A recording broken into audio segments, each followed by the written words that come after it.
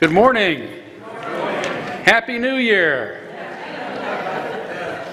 Haven't been able to say that to you in person yet since the new year has come upon us. So welcome everyone. Welcome to the Unitarian Universalist Church of Spokane, where our mission is to join together to create a nourishing liberal religious home and to champion justice, diversity, and environmental stewardship in our wider world. Or, as we like to say in short, to create community, find meaning, and work for justice. Welcome to everyone. We're glad to have all of you here with us this morning. We begin by embracing all that you bring with you to this space, all of your uniqueness, your unique beliefs, your background, your lifestyle, your experiences, your differences, all that helps make you who you are is welcome here this morning. And this includes those of you who are in the room with us, whether you're here often or joining us for the first time. It also includes the many of you who are live streaming with us this morning as well. We're always glad to have you as part of our services as well. So thanks to everyone for being here. I want to begin on a sad note. We have our unity candle lit at the front of our sanctuary, which is something we do when one of our members has passed away since the last time we met. And I want to inform you now that, if you've not heard, that Rosemary Belays passed away on December 17th. She was 91 years old. I know a lot of you remember Rosemary. She and her husband, Spokane's famous artist, Harold Belays, who passed away in 2017, were longtime members and contributors to this community in some of the most beautiful ways through the gift of art. And you see Harold's art when you walk in our doors and see those incredibly designed doorways as well as other structures throughout the facility. So they will long be remembered, and we light this candle today throughout our service in honor of Rosemary's light and life in this community and in our world. Also want to let you know of a special opportunity coming up next Sunday. It is a balance class that is being sponsored by our pastoral care team. That's going to be next Sunday the 15th at 12:30. It's going to take place in our chapel. There are, I think, 15, the class is limited to 12. 4 spots have already been taken, so you can sign up on that Sunday, but you may want to let us know in advance if you're interested in it.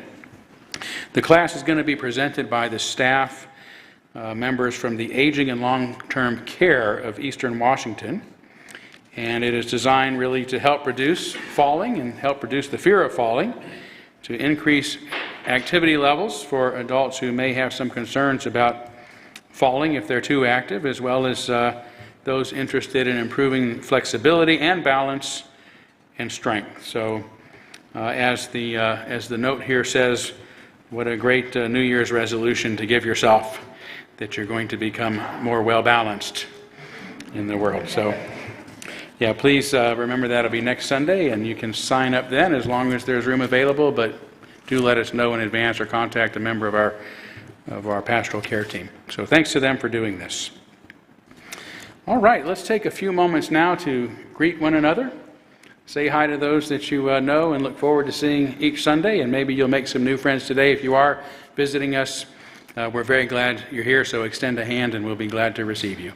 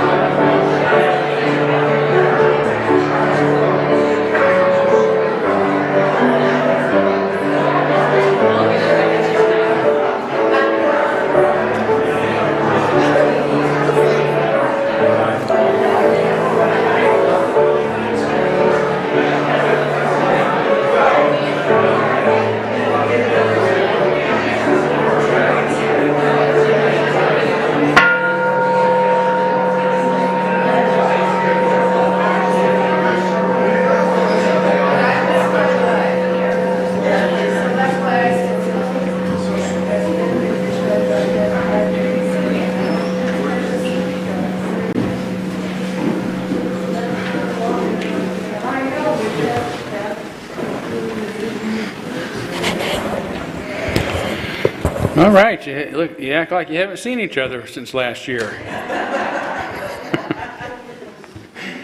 Well, there'll be more time, as always, to visit during our social hour after the service, so please stay around for that. If you're visiting with us and you don't know, you'll find coffee and tea on that end of the friendship area behind the sanctuary. But now we're going to move forward by lighting our chalice, the symbol of our faith, the symbol of our unity and our solidarity, of our openness and our inclusion, of our community and our individual uniqueness. May this small flame be our offering of warmth to those who are cold and alone, and a light to those in darkness.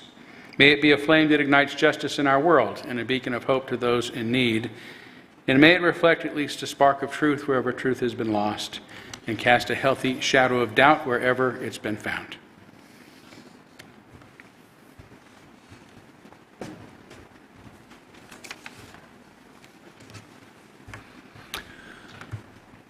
For this 1 hour, Spirit of life, we let go. For this 1 hour, may we let go of our anxieties, our fears, our angers, our self-doubts, our regrets and our petty grievances, and our distractions. If only for this 1 hour, let the flame of our chalice burn them from our hearts and minds and light our way to peace and serenity for this 1 hour.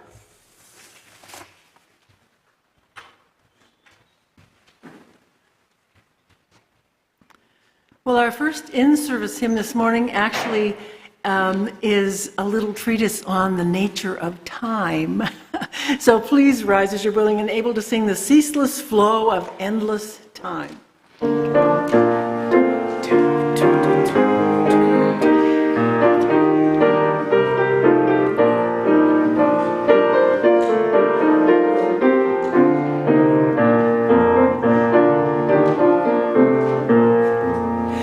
The ceaseless flow of endless time, no one can check or sway.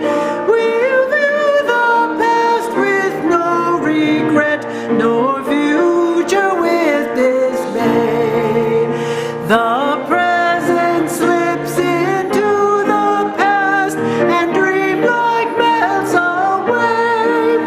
The breaking of tomorrow's dawn begins anew today. The past and future ever meet in the eternal now. To make each day a thing complete shall be our New Year vow.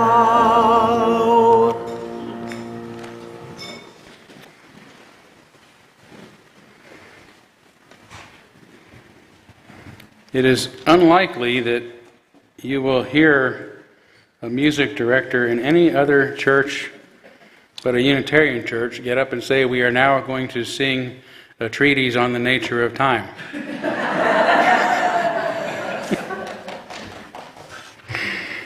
We are unique. We are unique. Well, we are now going to kindle our candles of care for those who are most on our hearts and minds this morning. I have not received any specific requests, but begin as we have for what is going on a year now with a candle on behalf of the people of Ukraine and that region of the world that are being impacted by the unnecessary war and violence going on there. And I want to be sure to say today that I include in that the people of Russia themselves, Russians who are being deceived about what's happening through state media, and Russians who are being killed, Russian children. I'm old enough to call soldiers children. So when I hear these reports, like I've heard the past couple of weeks, of 400 here and 600 there being killed in one event, my heart grieves.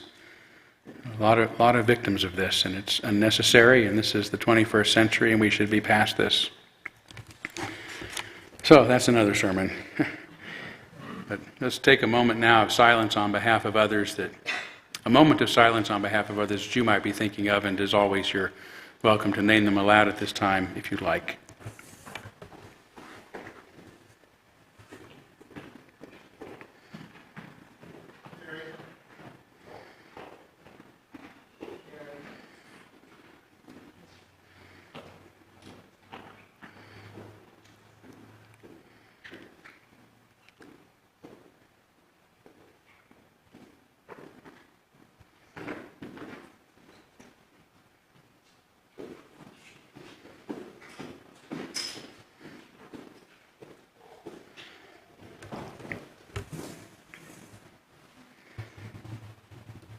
Those named aloud and those embraced in our silence, and all those who are suffering in our world at this hour, we hold in our community with compassion. And by the way, I loved that entryway. And the leader of the band with your boots on. Can I see those boots? Those are the coolest boots.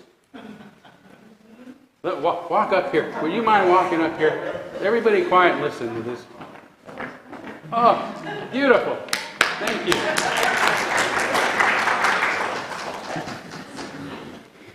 I loved hearing you walk in. It made my day. Well, we are now going to gratefully give and receive this morning's offering, which helps sustain this community and our mission to the larger world.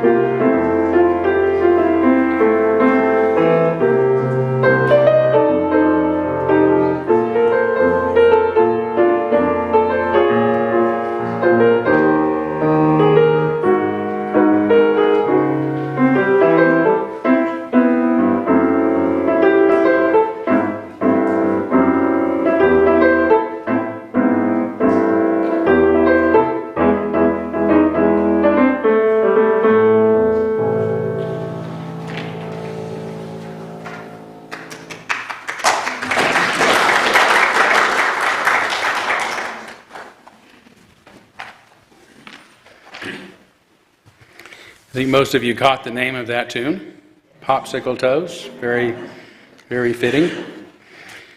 So we are not, in lieu of actually a time for all ages, we're going to have a new member ceremony, but I have to say the boots were a wonderful children's moment to hear. I hope I'm not embarrassing you. But we just went into a moment of silence, and you came in, those wonderful boots were marching across the floor. It's just perfect. It reminded me of when we were young, and our son was very young. We lived in the upstairs of a duplex, and his papa had given him some cowboy boots, and he'd put those boots on and walk across those hardwood floors, and our neighbors would get upset. So we had to temper his enthusiasm. And when we moved in not too long after to our first home, we told him he could wear those boots and stomp all over the house, and he did. So I think that children should be allowed to stomp and walk forward with enthusiasm through life. So thank you for modeling that as our story for all ages today. But what we are going to do is have a new member welcome ceremony. So if you are one of the new members on our list, or if you recently signed the book and didn't quite make the list, please come forward. Bring the blue sheet from your order of service, if you will. That will be helpful. Yeah, just come forward. Maybe stand off here to the left of the candle in kind of the front of the church.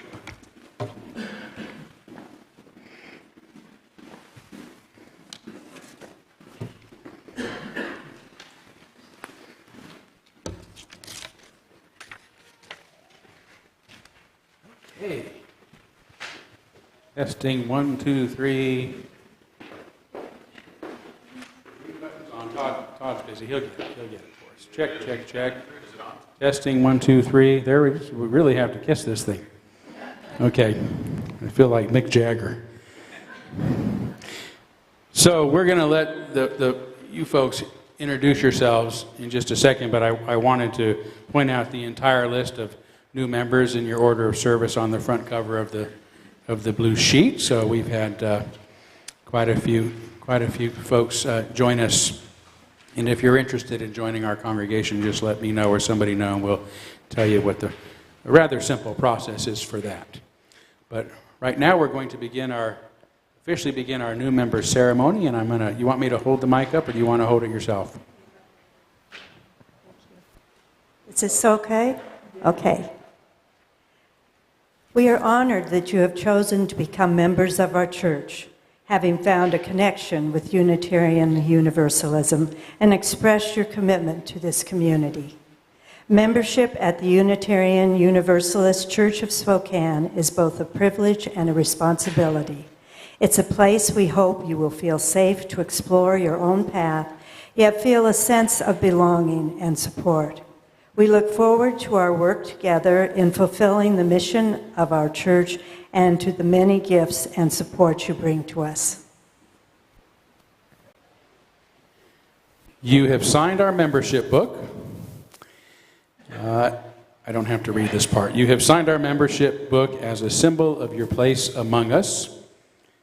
As we now welcome you individually, we seal this covenant with a rose, symbolizing our hope that you will fully bloom in your new church home. And it just so happens to be a yellow rose, which is not only of Texas, but a symbol of friendship. Hopefully you will develop many friendships here in the Unitarian Universalist Church of Spokane. And then I'm going to let you introduce yourself so folks can put a face with the name. I'm Samantha Sly. Anything else? I have a little 2.5-year-old who caused some delays again this morning. So you'll probably meet Athena at some point as well. Wonderful. Well, delays are welcome, and we're glad you made it.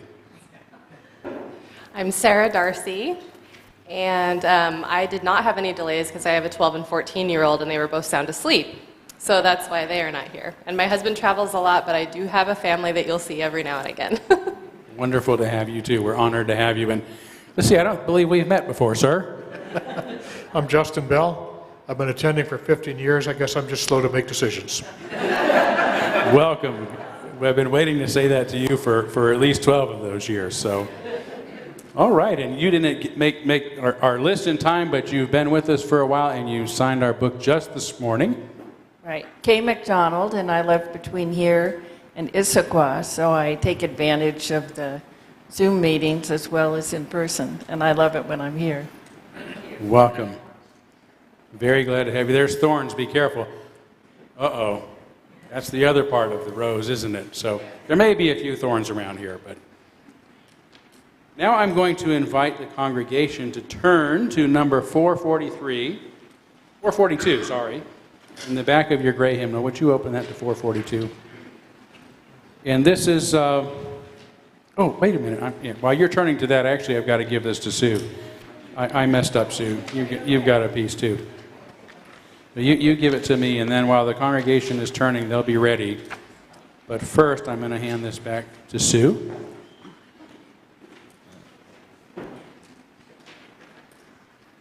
I'm going to ask that the new members join me on your blue form, where it has new members, and recite along with me.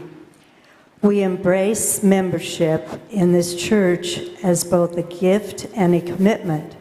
May your strands of connection grow ever stronger day by day and year by year as we join with you in creating a nourishing community and a more just world.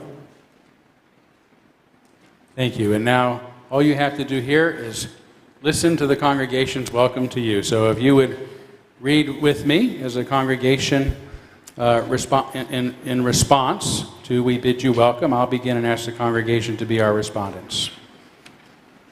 We bid you welcome who come with weary spirit seeking rest. Who come with troubles that are too much with you, who come hurt and afraid. We bid you welcome who come with hope in your heart.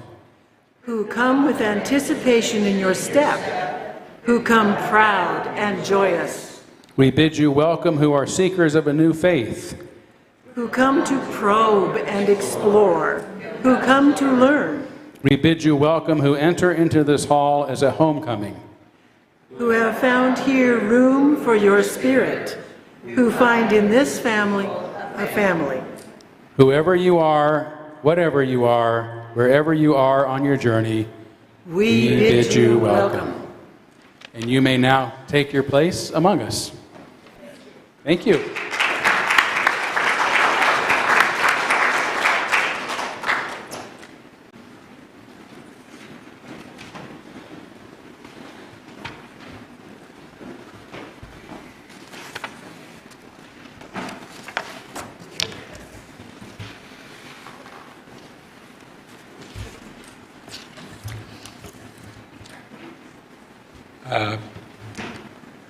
Do we want to sing children out?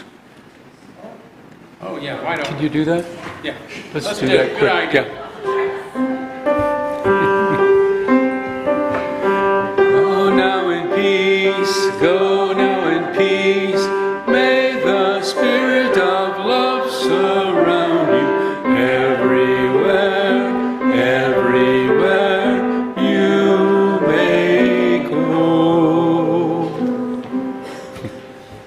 Thank you. As we move into a time of meditation, find a comfortable position. You can put your feet on the floor, close your eyes if you wish. Take a deep breath in, breathe out. And let us open our minds to the challenge of reason.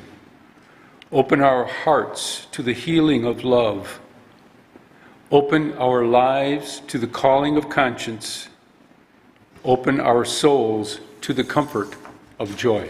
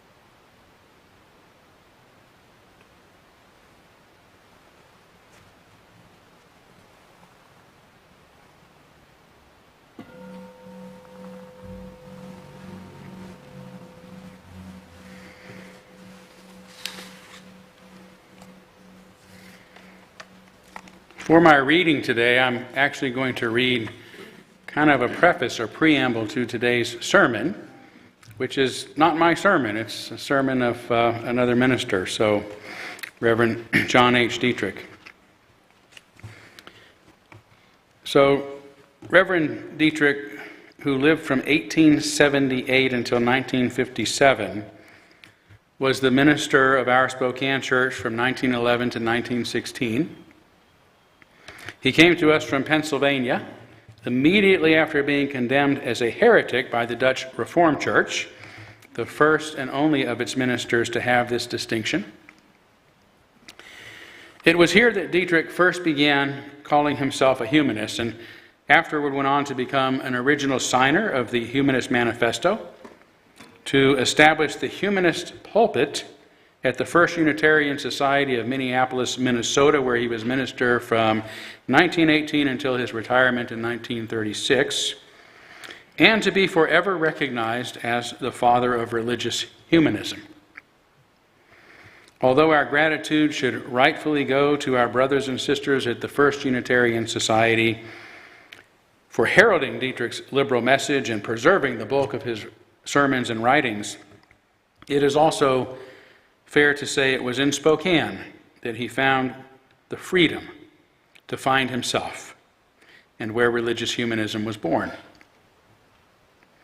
Today, our religion and our world needs John Dietrich's liberal message more than ever, along with his deep and unapologetic commitment to establishing a more liberal and therefore better, freer, and more dignified society and world. This is why I'm endeavoring to bring his voice back into the pulpit from time to time, beginning with today's sermon, What is a Liberal?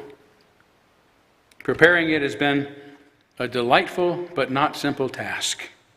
Dietrich's sermons were nearly hour-long lectures with 10-page or more manuscripts, so I want you to prepare yourself. We do have lunch in the back. No. Mine are usually about 25 minutes, which people think are too long, probably are, with about 5.5 pages transcripts. So I've had to omit much of what he originally said, most of which consist of some of the examples that he used to make his points, but never the points themselves. Although I've dramatically reduced their length, the wording remains 90% his own, probably more than 90% his own, although I've made subtle changes to say some important things in fewer words, or to make better sense for us today, or to make his traditional use of pronouns more inclusive. And I'm extremely excited about presenting this century-old sermon today because I agree with its content. I could have written it myself and deeply believe it is a message we need even more now than when it was given by John Dietrich himself.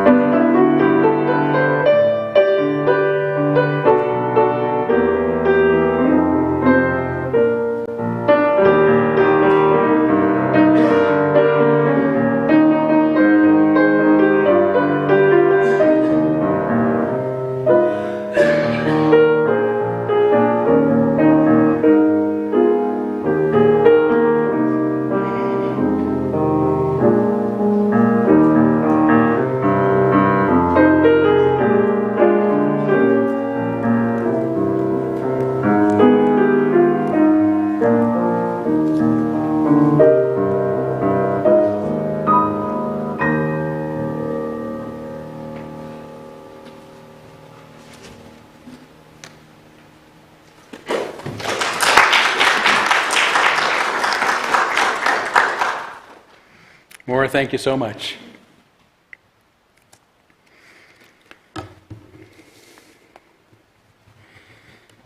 The question I have chosen for my subject this morning, what is a liberal, will indicate to you at once that I have in mind the problem of what constitutes the essential character of a liberal.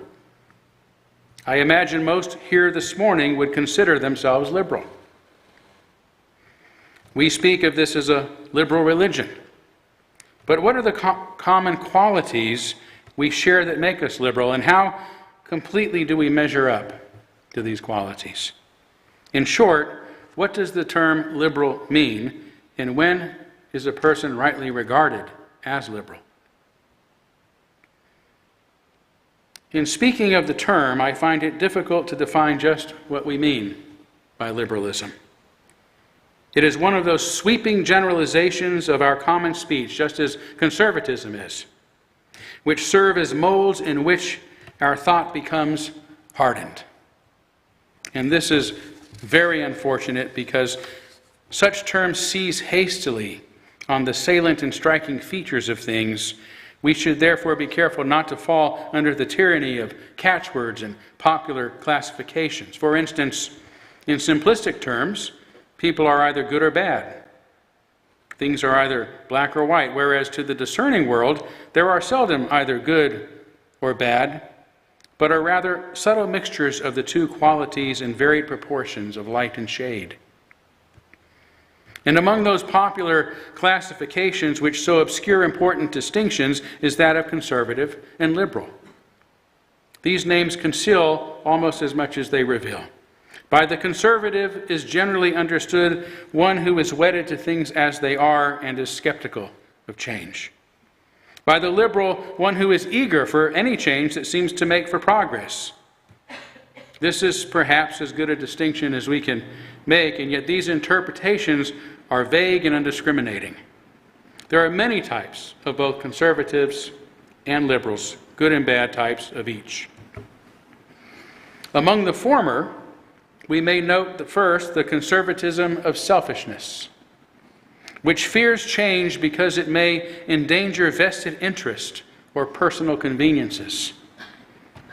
Here we find those who desire to keep things as they are for their own personal benefit and oppose change of any kind because change would deprive them of certain things which they enjoy.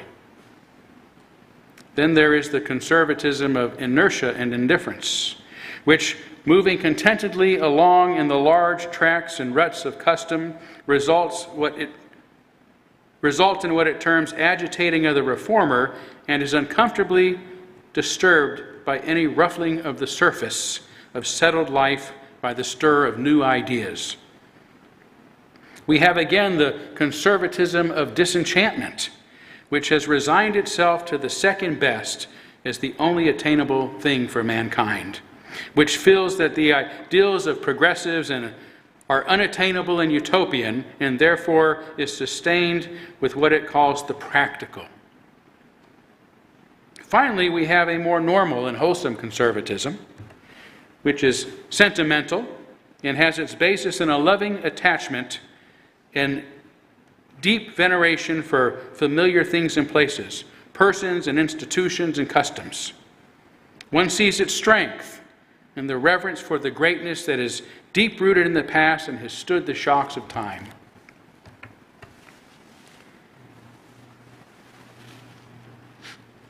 In like manner, we may distinguish many types of liberalism. It too has an ignoble type in selfish liberalism, which hopes to glean its harvest from improvements. Here are found people who desire change because change would be an advantage to them, just as it would be a disadvantage to others. Then there is the liberalism of unrest, which springs from a dramatic love of change, joined often with a dramatic thirst for applause. It is a sort of wanderlust in politics and religion. It is a certain nervous discontent with things as they are and desires change regardless of whether or not that change is for the better or for the worse. We have, too, the liberalism of optimism. This is liberalism that makes exaggerated claims on behalf of humanity and stakes the whole cause on some one particular reform.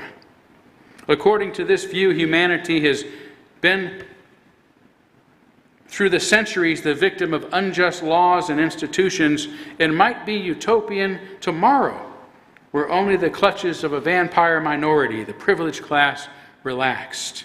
And this type of liberalism usually has its one patent nostrum, its one universal cure-all, by which humanity may thus be freed. And I wrote a little footnote here to that. This is the type of liberalism that dominates the current moment. An illiberalism that is useless in the world and set only upon the deliberate destruction of its own institutions and liberalism itself. And I'm going to read that, class, for you one more time. The liberalism of optimism. This is liberalism that makes exaggerated claims on behalf of humanity and stakes the whole cause on some one particular reform. According to this view, humanity has been through the centuries the victim of unjust laws and institutions and might realize utopia tomorrow were only the clutches of a vampire minority, the privileged class, relaxed. And this type of liberalism usually has its one patent nostrum, its one universal cure-all by which humanity may thus be freed. Lastly, we have that saner liberalism, which, while leaning decisively to the side of hope, tempers that hope with a recognition of the fact that humankind, instead of having fallen away from some high estate, has been moving upward, working out the brute, and is slowly but surely coming to its deserts. It differs from conservatism because, while it recognizes the steady march of human progress, it declines to set a limit to the rate at which progress may hereafter be achieved. It believes in the transforming power of great ideas and in the possibility of lifting humanity as upon some great wave of enthusiasm to unexpected levels.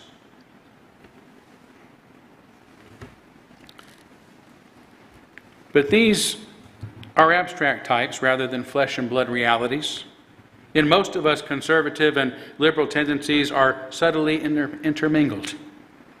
Although the one or the other of them usually predominates, sometimes a person is liberal in political and conservative in religion. I have known political radicals who were ardent Roman Catholics and devoted Presbyterians on the one hand, but on the other, I have known Unitarians and rationalists of the most radical type who in economics and politics refuse to accept change. And yet we know that it was the great movement of liberalism which constituted the main glory of the 19th century, the 1800s. The marvelous period of intellectual and social and religious awakening in England, and a similar period in America, when that group of New England Unitarians dominated and enlightened the intellectual and spiritual life of this country. In France, it brought the Second Republic, the literary revolt of Romanticist Victor Hugo and the socialist dreams of philosopher Pierre-Joseph Proudhon. In Italy and Hungary, it led to the democratic revolutionary movements identified with the names of Mazzini and Kossuth. In Germany, it precipitated the revolution of 1848. In Russia, it expressed itself in such literary geniuses as Tolstoy and Turgenev, and in such political revolutionists as Tchaikovsky and Kropotkin. Everywhere this new spirit was at work, sometimes peacefully and sometimes violent, but always it was directed in the destruction of old tyranny and the establishment of new freedom. Now, it is this great movement which we have in mind when we speak of liberalism, and the mental qualities behind this movement when we speak of what we call the liberal spirit. It was the awakening of the best minds everywhere to the need of a better world and a consecration of their minds to the achievement of it at any cost. And it was the movement of liberalism which marks the 19th century as the most remarkable period in human history. And I'm going to give a sermon on why that's true coming up. In fact, the 19th century did more to add to the sum total of human life than all the other centuries of the Christian era put together. As German philosopher Heinrich Treitschke once said, everything new that the 19th century created is the work of liberalism.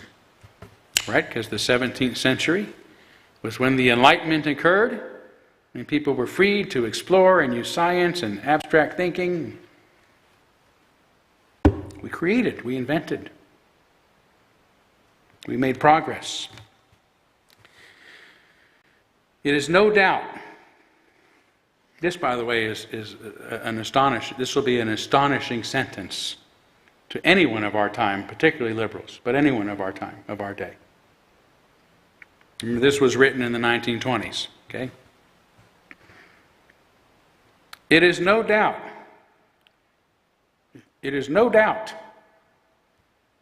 because the world has come to recognize this fact, that we honor the term and like to be called liberals. There is an occasional person who glories in his conservatism, But the majority of people are proudest when they are recognized as liberals.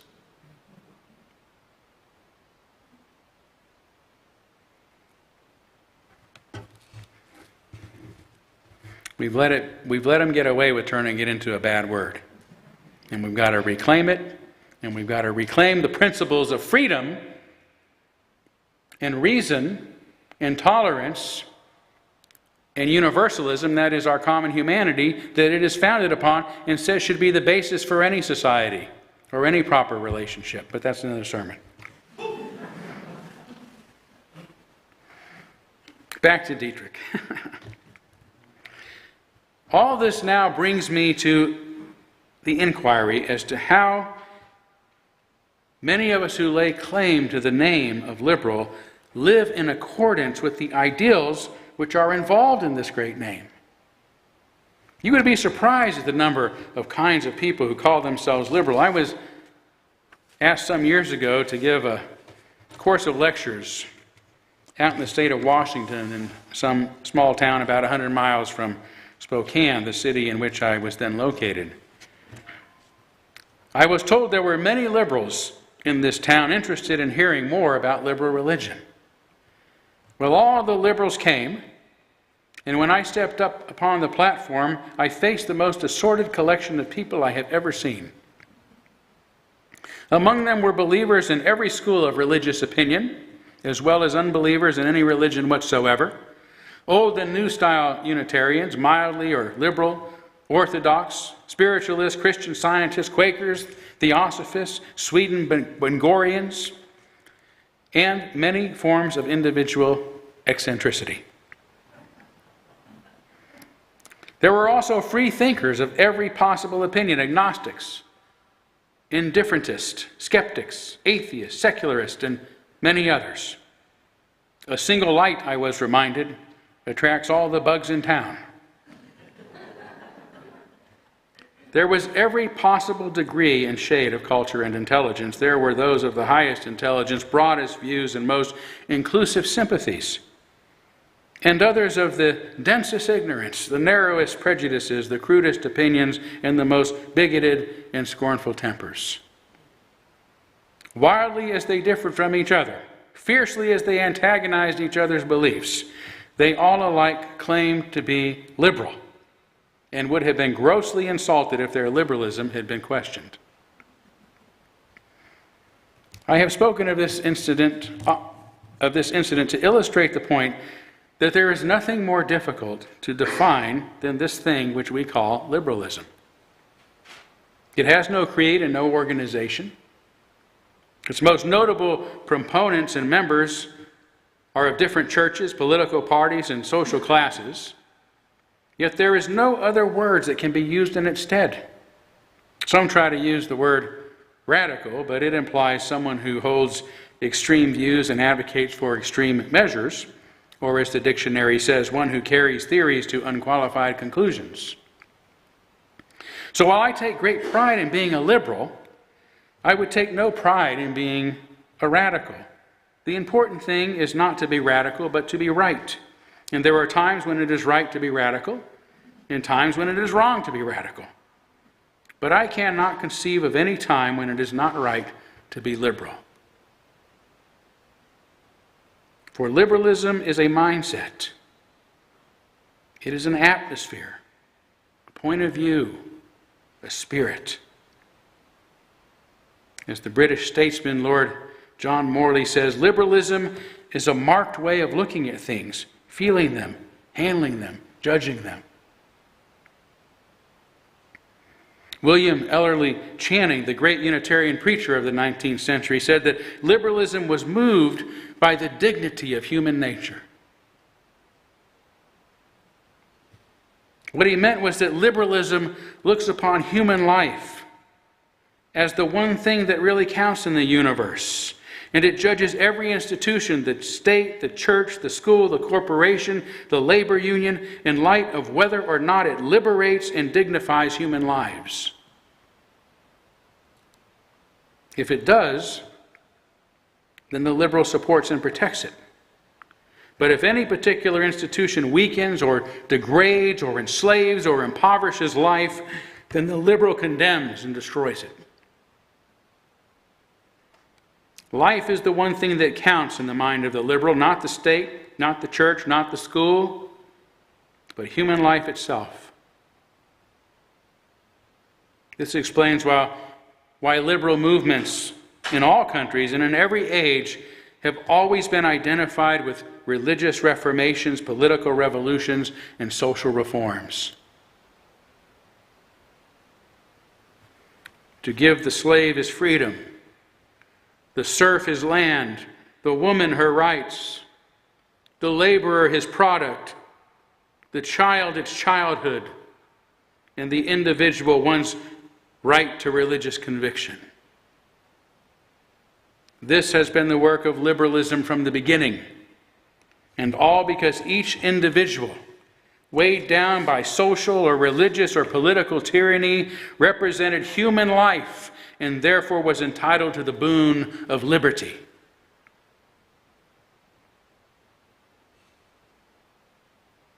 With this conception of liberalism clearly in mind, we are now ready to consider the typical marks and qualities of the liberal mind. For liberalism is not about what beliefs we hold, but about how we hold them.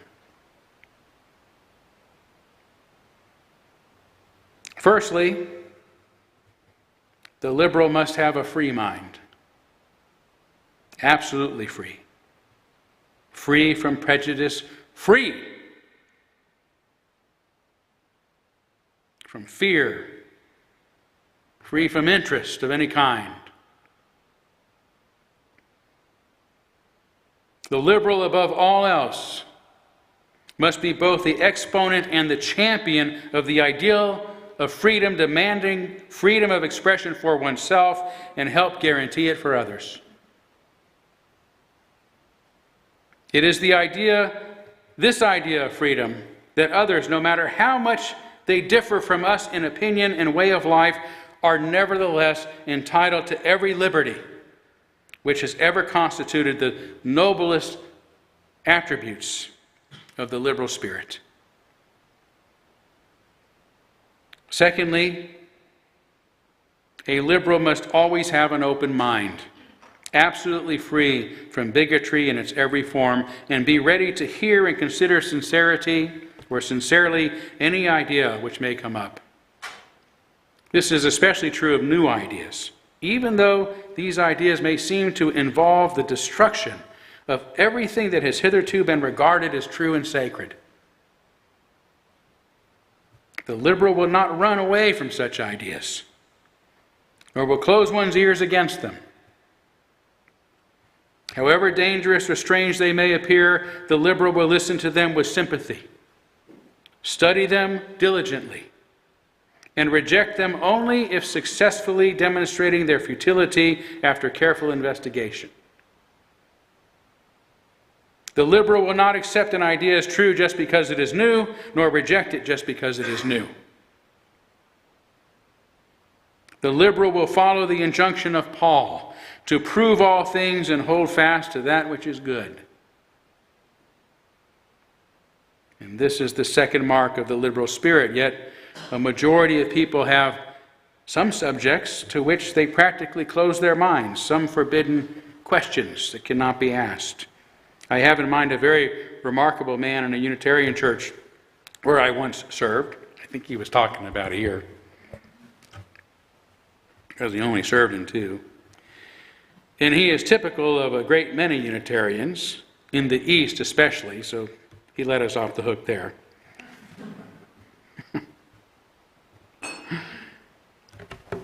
In all matters pertaining to philosophy and religion, he was liberal in the extreme.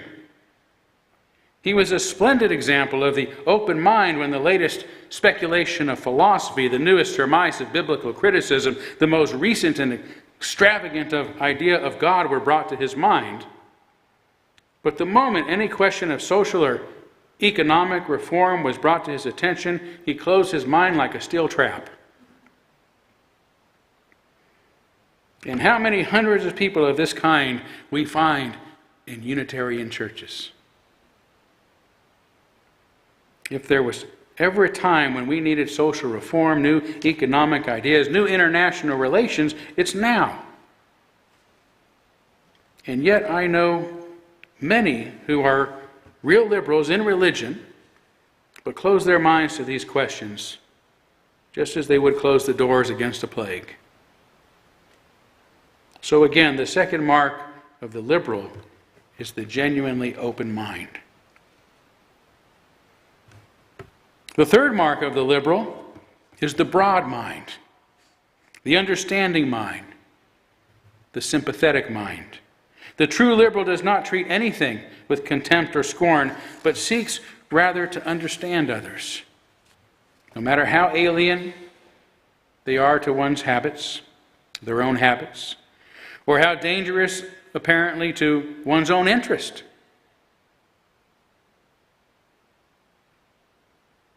Or how dangerous apparently to one's own interest.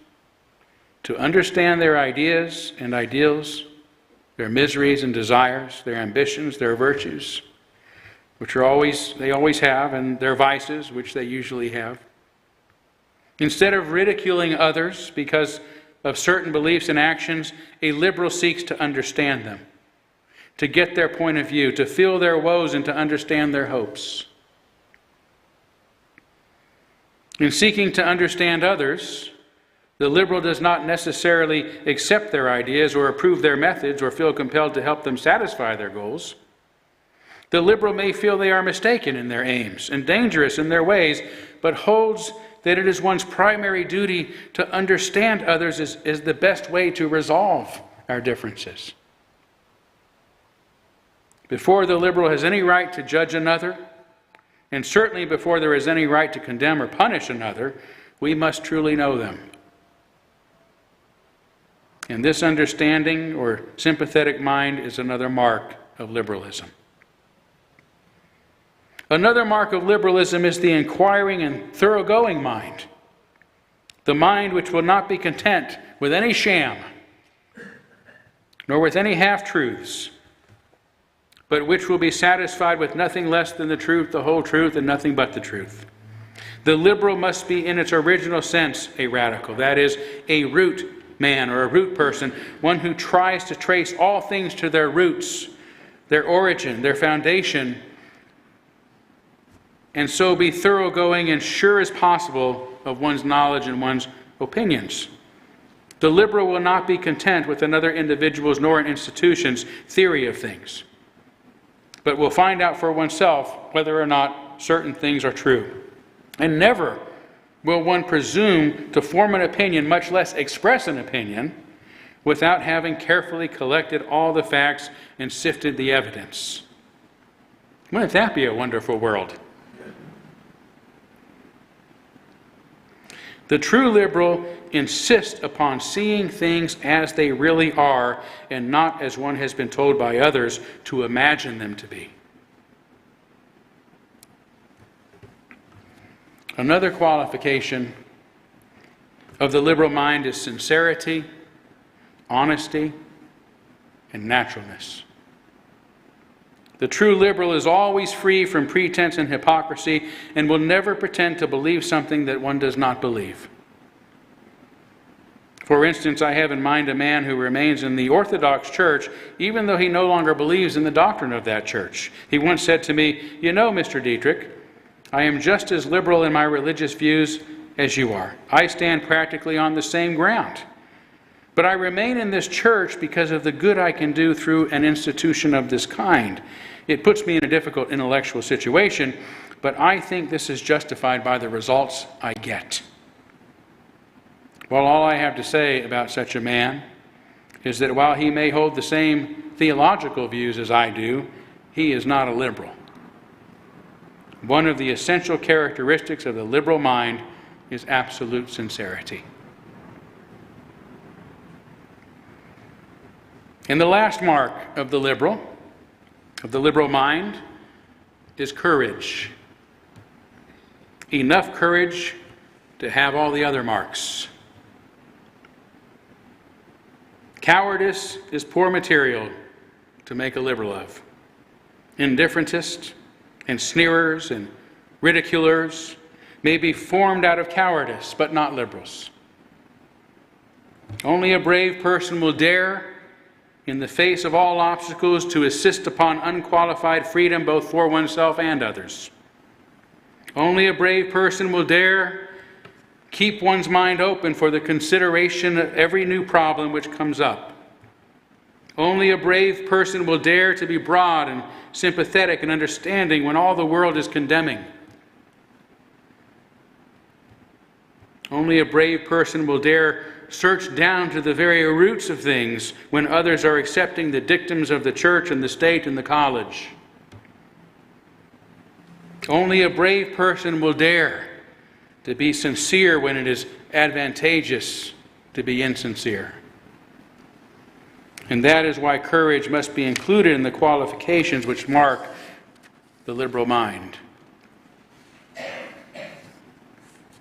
Some are afraid of being too liberal, but I do not think anyone can be too liberal.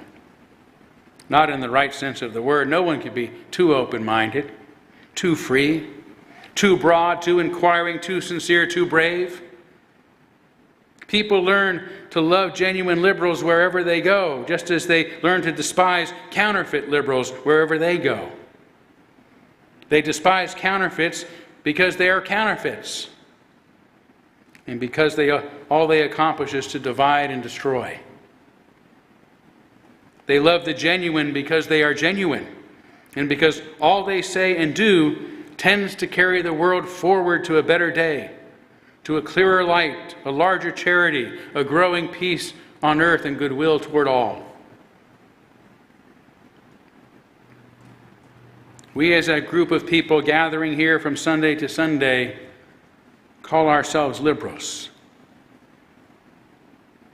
Liberalism is supposed to be the prevailing temper and purpose of our congregation. The question that concerns us all is, are we true to this purpose and temper? Are we liberals of the genuine type or of the make-believe type? I trust we are genuine. If we are not, then we must make ourselves such. And we can make ourselves such by being truly free, truly open-minded, truly broad and sympathetic, truly inquiring, truly sincere, and truly brave. For it is these things that make us truly liberal. Thank you.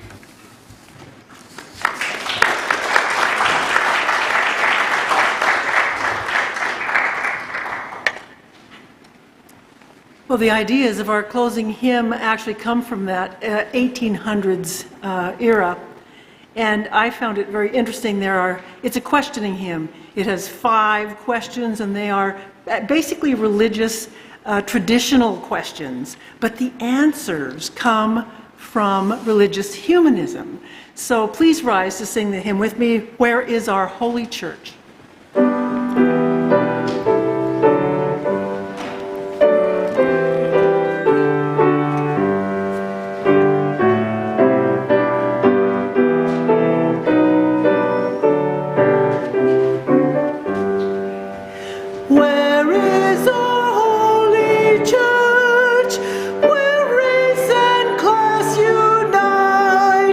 As equal persons in the search